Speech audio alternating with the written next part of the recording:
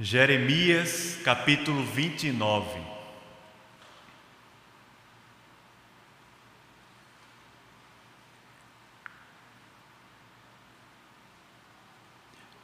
Essa foi uma carta que Jeremias escreveu ao povo, que era o povo dele, que era o povo de Deus, os familiares, amigos, as pessoas que viviam em Israel e foram deportadas lá para a Babilônia, e Jeremias escreve uma carta para eles.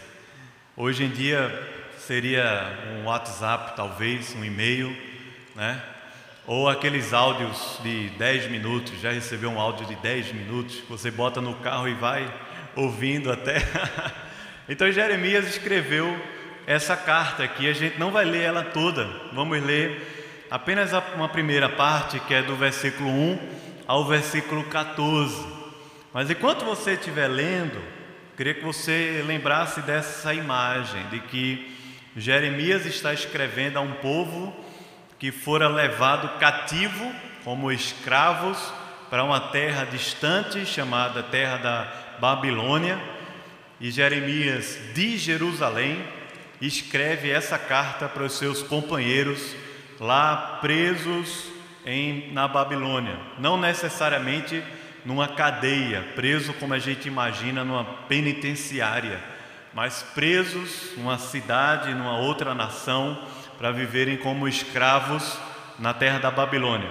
E logo depois que nós lermos aqui Jeremias 29, a gente vai orar e também consagrar ao Senhor dízimos e ofertas que nós dedicamos a Ele. E ele diz assim: são estas as palavras da carta que Jeremias, o profeta, enviou de Jerusalém ao resto dos anciãos do cativeiro, como também aos sacerdotes, aos profetas e a todo o povo que Nabucodonosor havia deportado de Jerusalém para a Babilônia. Depois que saíram de Jerusalém, o rei Jeconias, a rainha mãe, os oficiais, os príncipes de Judá e Jerusalém e os carpinteiros e ferreiros. A carta foi mandada por intermédio de Elasa, filho de Safã, e de Gemarias, filho de Ilquias, os quais Edequias, rei de Judá, tinha enviado à Babilônia, a Nabucodonosor, rei da Babilônia, e dizia: assim diz o Senhor dos exércitos, o Deus de Israel: a todos os exilados que eu deportei de Jerusalém para a Babilônia, edificai casas e habitai nelas, plantai pomares e comei o seu fruto, tomai esposas e gerai filhos e filhas, tomai esposas para vossos filhos e dai vossas filhas a maridos, para que também tenham filhos e filhas. Multiplicai-vos aí e não vos diminuais. Procurai a paz da cidade para onde vos desterrei, e orai por ela ao Senhor, porque na sua paz, na paz da cidade de Babilônia, vocês também terão paz. Porque assim diz o Senhor dos exércitos, o Deus de Israel: não vos enganem os profetas que estão no meio de vós, nem os vossos adivinhos, nem deis ouvidos aos vossos sonhadores, que sempre sonham segundo o vosso desejo, porque falsamente vos profetizam em meu nome. Eu não os enviei, diz o Senhor.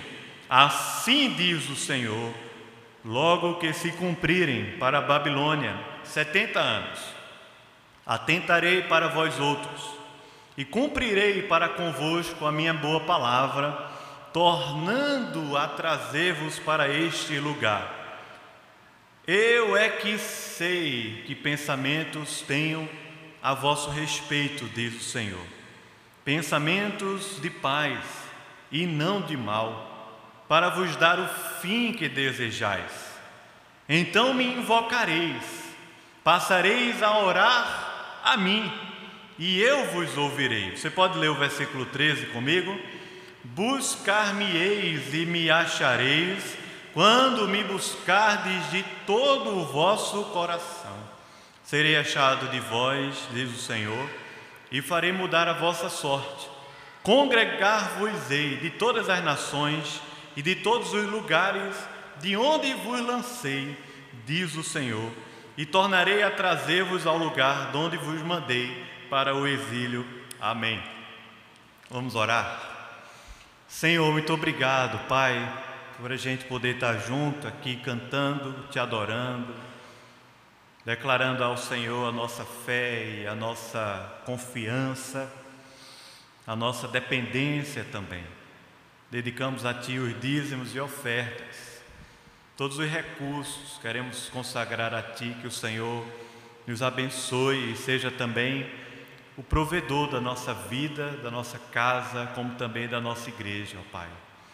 Ó Deus, aqui lemos a Tua palavra, o Senhor conhece o nosso coração de todos e o Senhor sabe as minhas muitas fraquezas, limitações.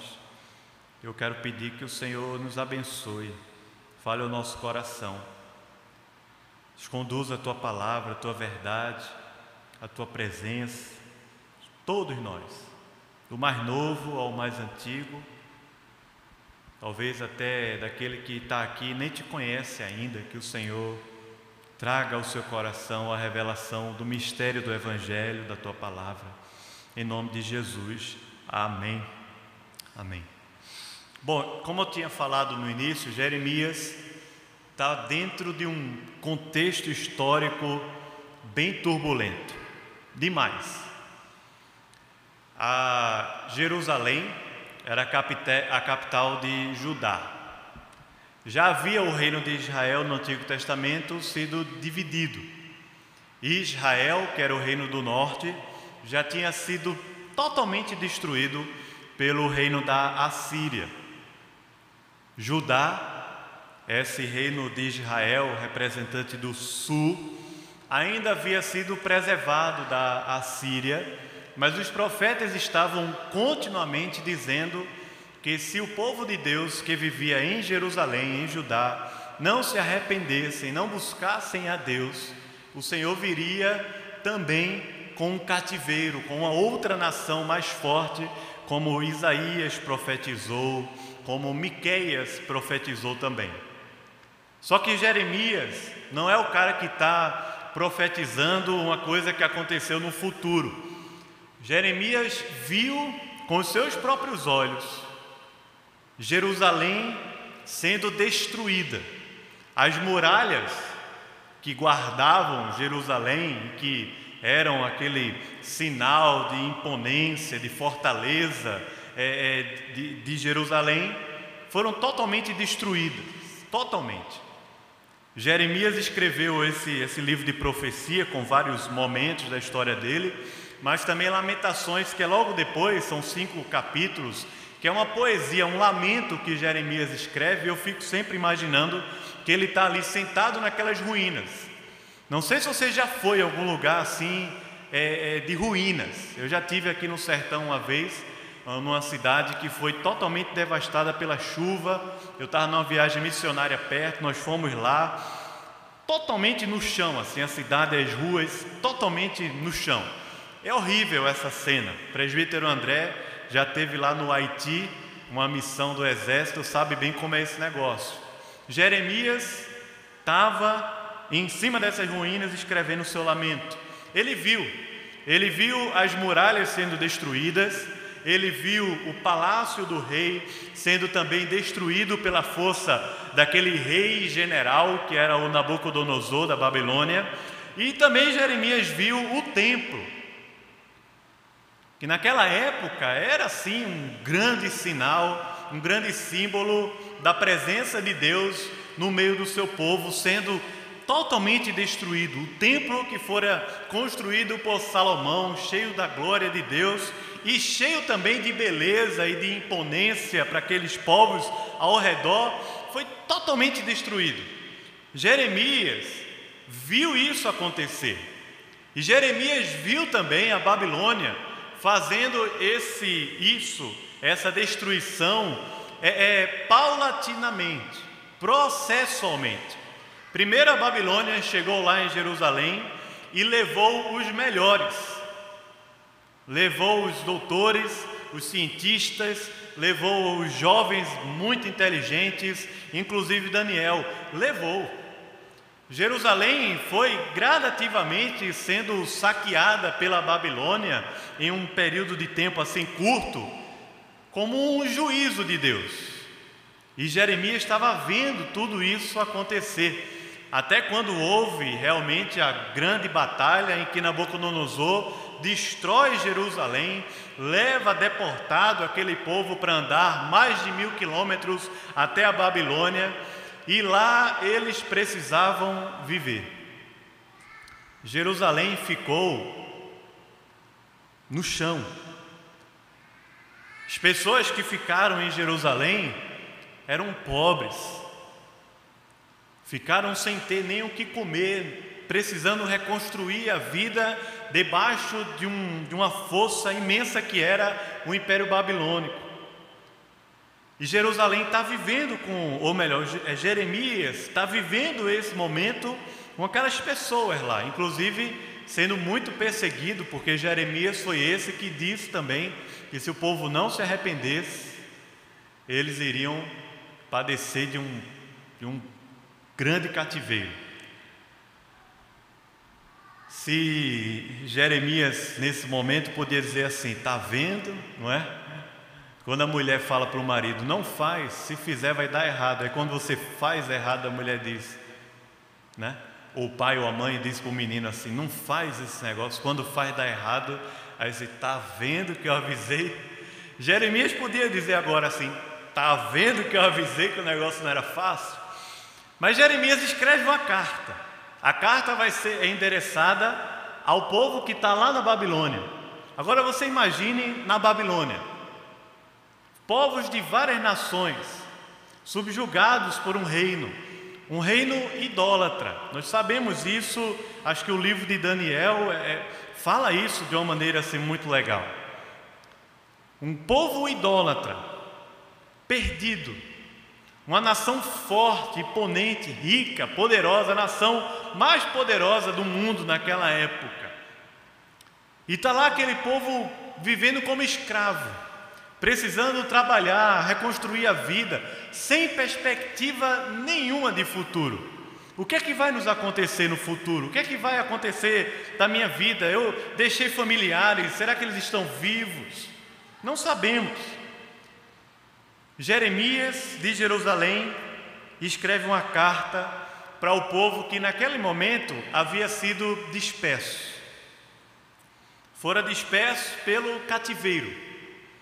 Primeiro eles vão para a Babilônia, e esse povo de Judá, o povo de Jerusalém, o povo de Deus que foi preservada a aliança até chegar a Jesus, esse povo vai ser ainda disperso pelo mundo inteiro, por todas as nações toda aquela região da Ásia, Oriente Médio.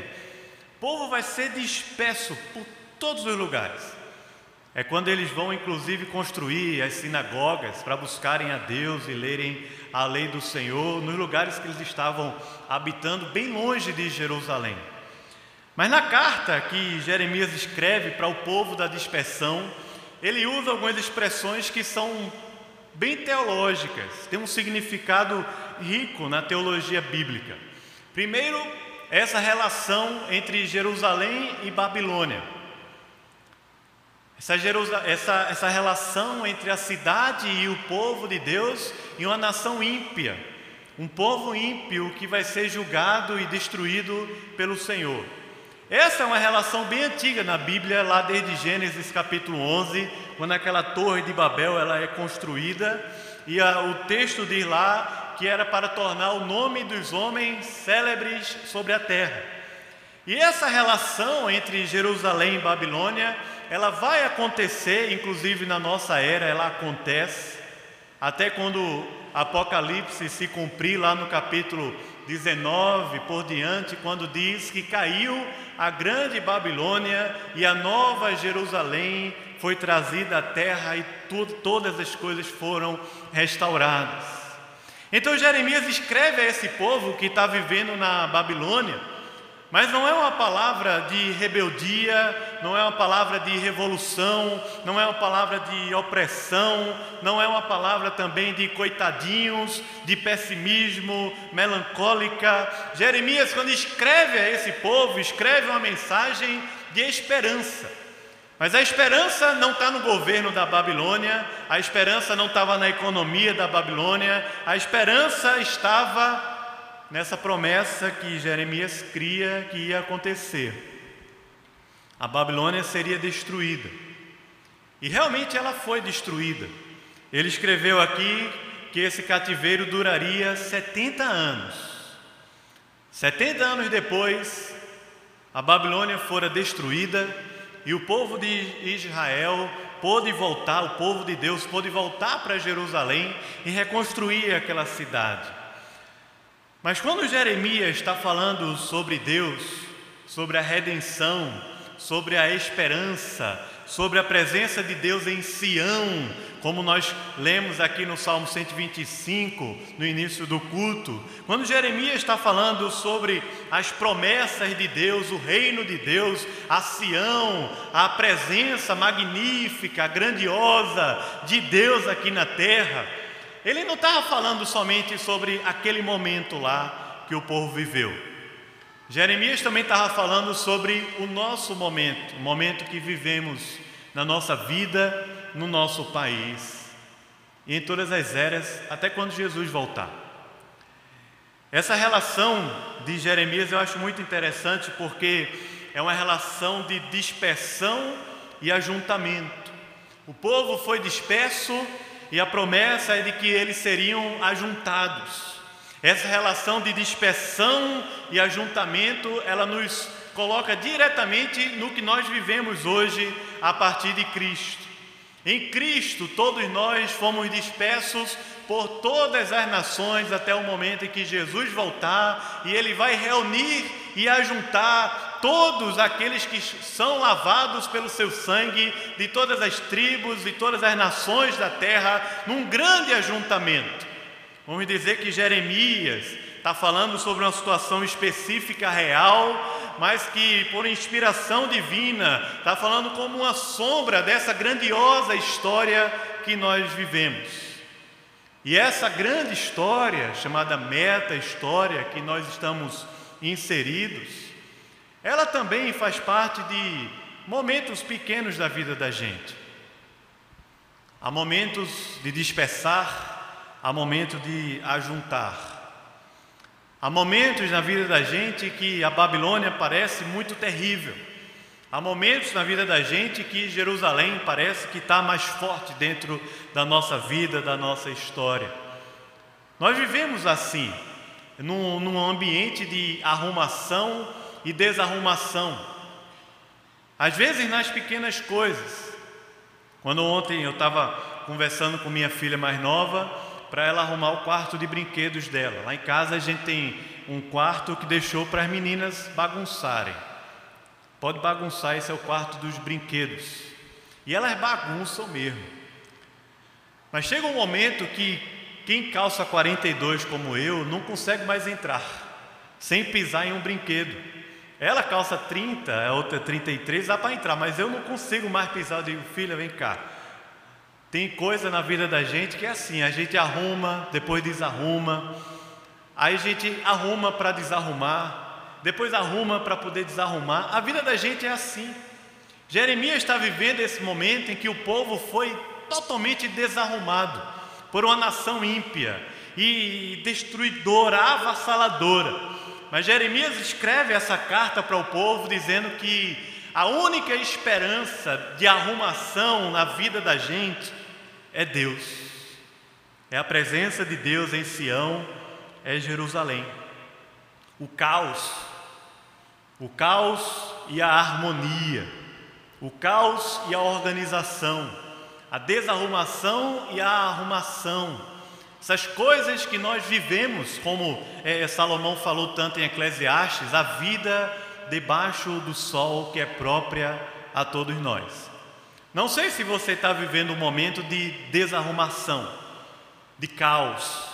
A alma está tomada de trevas, de uma cegueira, de uma penumbra, talvez até de um deserto. Não sei, talvez até com medo e insegurança, falta perspectiva de vida a respeito do futuro, eu não sei. Talvez você esteja vivendo esse momento da arrumação, da restauração, do ajuntamento, das coisas boas e alegres que Deus faz na vida da gente, para a gente poder desfrutar como que uma amostra grátis do que vai ser quando Jesus voltar. Mas essa relação está aqui descrita em Jeremias capítulo 29, quando ele diz a um povo que foi disperso, que Deus vai ajuntar. E primeiramente, no versículo 4, tem uma expressão que eu queria que você olhasse bem. Primeira coisa, primeira mensagem para que aquele povo que vivia no caos da desarrumação pudesse renovar as suas expectativas e renovar a sua esperança. Ele diz no versículo 4. Versículo 4, Deus falou assim: eu deportei vocês de Jerusalém para a Babilônia. Quem foi que deportou? Quem foi, irmãos? Deus. Ele fala assim: fui eu. O mal que aconteceu na vida de vocês, quem estava por trás, reinando soberanamente, era eu. Fui eu quem fiz. Não adianta você estarem culpando o profeta. Não adianta você estarem culpando o rei. O rei Joaquim, o rei Jeoaquim, os Zedequias, toda a turma lá daquela época. Não adianta você estarem culpando Gedalias, que era governador dentro de Jerusalém nessa época aqui. Não adianta. Não adianta você estarem culpando Nabucodonosor. Isso aconteceu na minha vida por causa de fulano, foi ele. Se eu pudesse, eu destruía ele. Se eu pudesse, eu me vingaria. Se eu pudesse, eu... Não adianta. Jeremias está dizendo ao povo que eles foram dispersos e julgados por uma nação ímpia. E tudo aquilo aconteceu debaixo da soberana mão de Deus. Toda aquela desgraça e aquele caos e aquele mal aconteceu na vida do povo de Deus, debaixo do governo soberano de Deus, dele mesmo. Ele fala eu. E o juízo de Deus, essa mão poderosa de Deus, quando vem forte sobre nós, o povo, a igreja, Israel de Deus, ela vem com dois caminhos ou duas ênfases. Aqueles que não conhecem realmente a Deus secam, se perdem completamente, mas aqueles que conhecem a Deus, quando passam pela disciplina de Deus, quando passam pelo caos que foi levado por Deus, quando passam pelo aperto, aqueles que realmente conhecem a Deus, eles são vencedores, eles são preservados, eles amadurecem, eles crescem. Tiago, no capítulo 1, diz que a provação, uma vez confirmada e em perseverança, ela produz em nós crescimento, maturidade, integridade, em nós que conhecemos a Deus. Por isso que a primeira palavra que Jeremias dá ao povo, através dessa carta, é mostrando o caráter de Deus, a soberania de Deus, o Deus que não é um Deus que age no meio do caos, não é um Deus que quando o caos acontece ele aparece. Não, ele está dizendo assim: eu sou o Deus que ajo, porque sou eu quem determino até o caos na sua vida. Fui eu quem deportei vocês, fui eu quem tirei vocês de Jerusalém, fui eu que determinei que essa nação ímpia da Babilônia viesse e destruísse o palácio, destruísse o templo, destruísse as muralhas, destruísse a cidade de Jerusalém inteira. Fui eu quem fiz isso. Eu quem estava por trás de tudo isso, foi Deus. Nós vivemos uma cultura de vitimismo e coitadismo muito grande. Experimente abrir o coração com alguém que você está passando por uma luta e dificuldade, e você abre o coração com alguém, muito provavelmente essa pessoa vai dizer: mas não é possível que fulano fez isso com você, não é possível que Beltrano, não é possível, aquele não presta, todo homem é igual, aquela mulher desde pequena, esse patrão não sei o quê, aquela política de...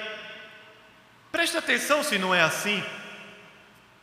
Mas poucos têm a coragem, ou poucos conseguem ter discernimento e olhar para a vida da gente com os olhos da fé, a conectar a nossa história com a grande narrativa e dizer: presta atenção, porque até o mal e até o caos que acontece na nossa vida é por determinação de Deus, é Ele quem está por trás.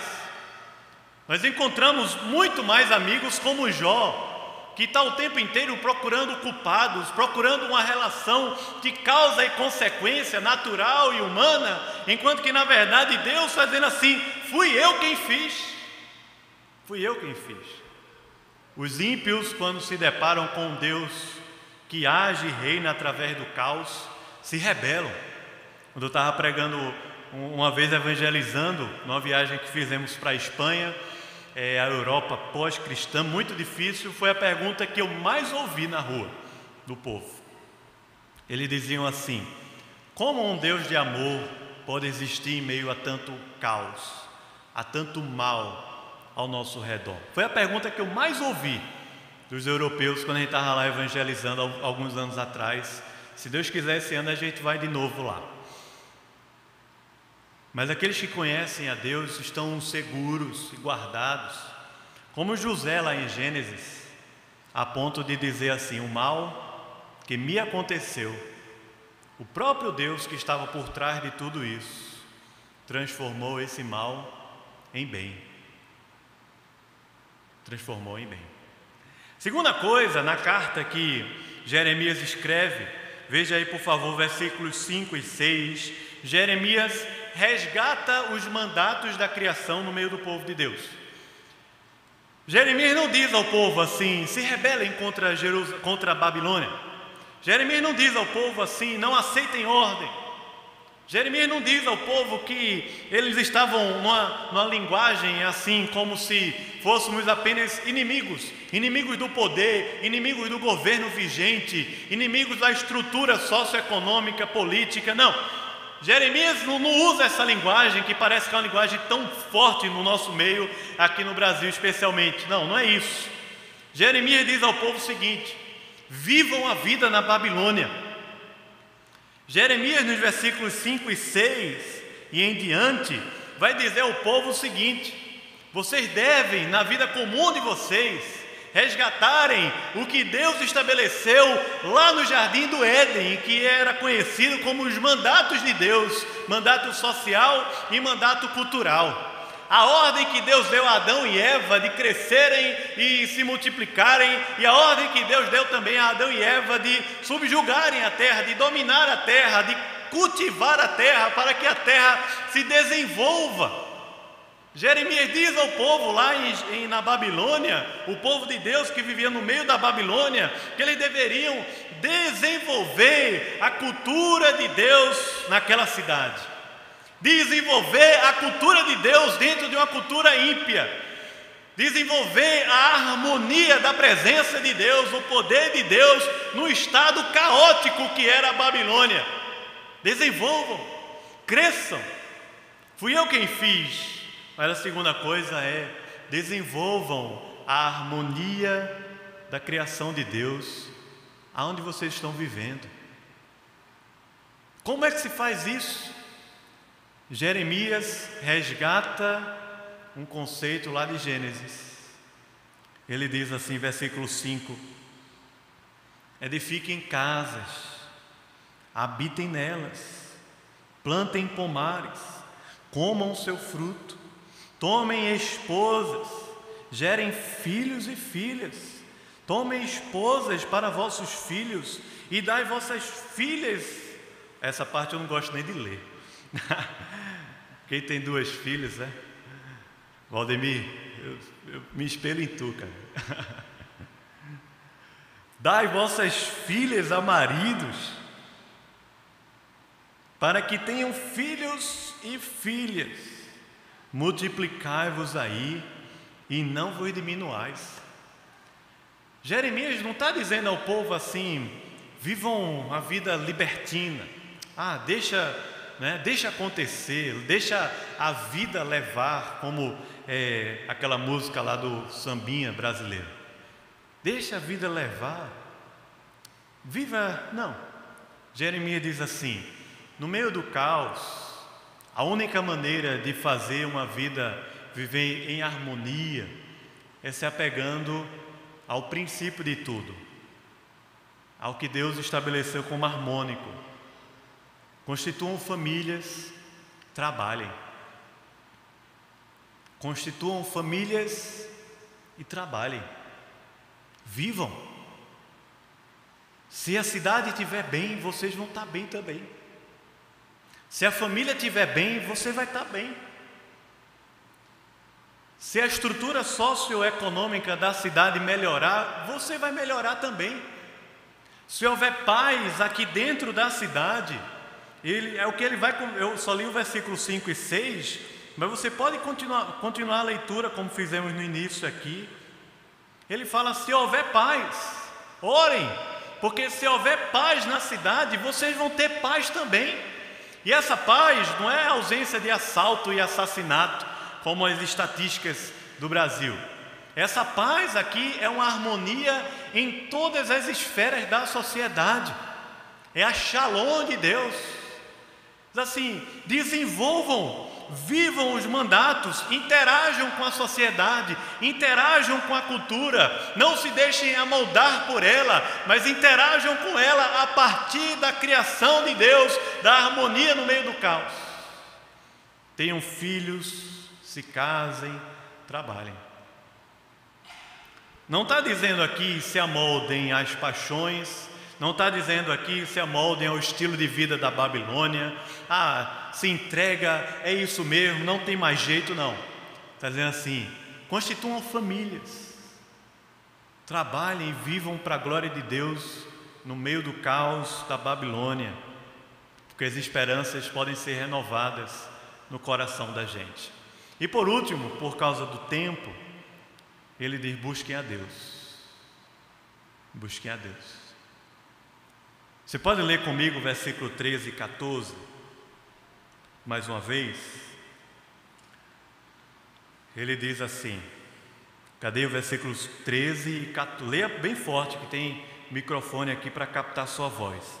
Diz assim: buscar-me-eis e me achareis quando me buscardes de todo o vosso coração.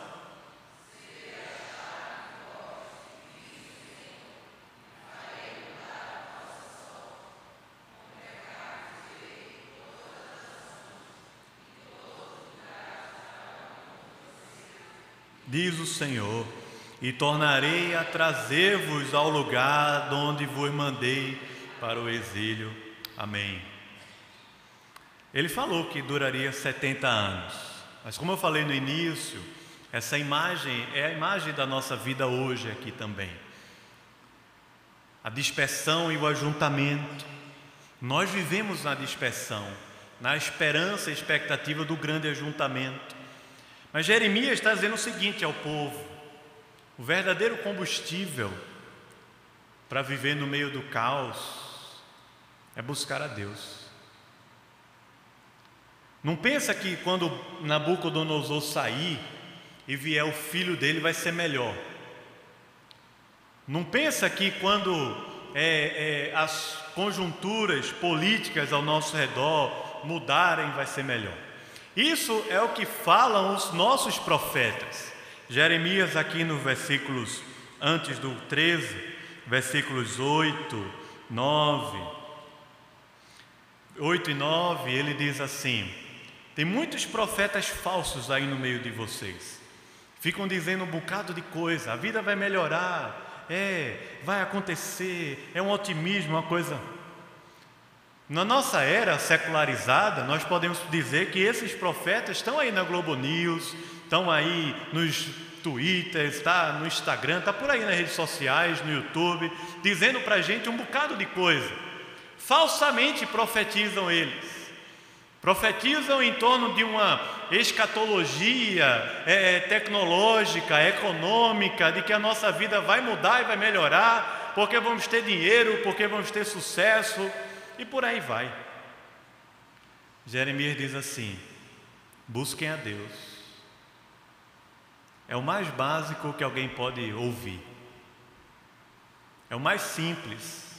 Busquem a Deus. Porque Deus falou: buscar-me-eis e me achareis, quando me buscardes de todo o vosso coração.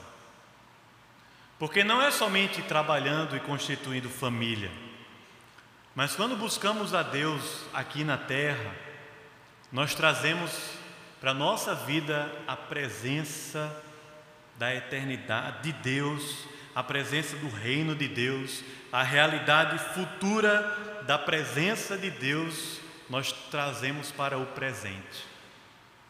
Quando buscamos a Deus na palavra, em oração, na comunhão, junto com os irmãos, colocamos no nosso coração a esperança, a expectativa em Deus, de fato, nós trazemos a realidade futura para o nosso presente. Mesmo vivendo dentro da Babilônia, mesmo vivendo no caos, mesmo sendo deportado, mesmo sendo rejeitado, ou qualquer tipo de situação e amargura com que você possa estar passando, e mesmo quando ajuntado, ou seja, quando as coisas ao nosso redor parece que estão provando de uma shalom, de uma graça especial, busquem a Deus, porque esse é o verdadeiro combustível que faz o fogo continuar ativo na nossa alma, para que a gente não se iluda com a realidade presente, para que a gente não tenha esperanças apenas neste mundo, porque Paulo disse que seríamos os mais infelizes de todos os homens, mas para a gente possa ter a esperança e a expectativa verdadeira. Aquele povo lá na Babilônia, ouvindo tantos prognósticos, tantos profetas, culpando tanta gente, se sentindo culpados, mas a palavra de Deus para eles é a mesma para nós, que vivemos na dispersão. Ele diz assim: eu estou no controle de todas as coisas, todas as mudanças. Quando eu tiro alguém de um lado e boto para o outro, quando eu mexo com a estrutura da sua vida, sou eu quem estou por trás de tudo. Mas nesse tempo ou na vida, não abra mão de viver a harmonia da criação, viver bons relacionamentos, multiplicar a imagem e semelhança de Deus com os nossos irmãos, na família e na família da fé. Também trabalhar e desenvolver a cidade, a cultura de Deus no meio do caos. A gente que está envolvido aqui na dispersão da cidade, de uma metrópole no Brasil, trabalhando em vários setores, lugares diferentes, convivendo com pessoas das mais diversas, edificando e desenvolvendo a cultura de Deus, seja dentro de um hospital, dentro de uma escola, dentro de um prédio, onde for, até mesmo preenchendo planilhas, ou desenvolvendo tecnologias, ou até mesmo organizando uma casa, mas desenvolvendo a cultura de Deus no meio do caos. Mas não somente isso, só isso não é suficiente. Ele diz: busquemos a Deus. Busquemos a Deus na palavra, busquemos a Deus em comunhão, em louvor e adoração. Busquemos a Deus, porque por causa de Jesus nós temos livre acesso ao Pai. Então você diz: é porque eu estou muito distante de Deus. Eu queria que algo novo acontecesse, mas eu estou muito distante. Busquemos a Deus. É só isso. É abrir a palavra, é orar, é perseverar, é confiar, é depender. Busquemos, porque Ele diz aqui: eu serei achado de vós. Eu não estou longe de você. Eu não estou escondido de você, distante. Me busque de todo o seu coração e você vai me encontrar, por causa da redenção de Jesus Cristo, da presença do Espírito, da Palavra na nossa vida. Ele também está presente enquanto vamos tomar a ceia. É um meio de graça. E a promessa de Jesus é que estaria conosco. Jesus está presente aqui de uma maneira espiritual. Quando tomamos os elementos da ceia, podemos provar da sua presença, fortalecer a nossa alma de uma forma especial.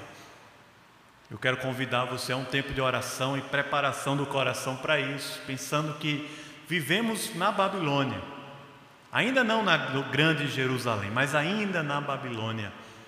Mas na Babilônia, Deus quer organizar a minha vida e a sua vida, a minha família e a sua família, o meu trabalho e o seu trabalho, e até o meu pensamento sobre o futuro e o seu. Deus quer organizar esse negócio para a glória dele. Vamos orar, se puder fechar os olhos, a gente vai orar.